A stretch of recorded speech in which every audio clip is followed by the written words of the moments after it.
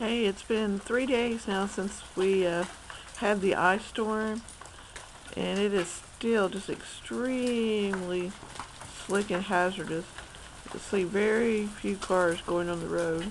It is just still solid sheet of ice. We got like 4 to 6 inches of sleet, and then it just uh, melted down a little bit and just made solid ice. You can probably hear the ice melting off the house and the trees.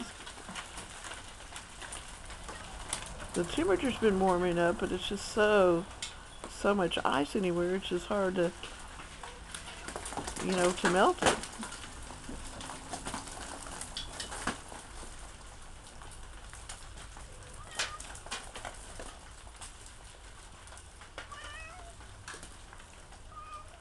What do you think of this, Blackie? It's a mess, huh? It does look really pretty. It's just so hard to get around. And all that stuff coming down is not snow or sleet. It's the ice melting off the trees.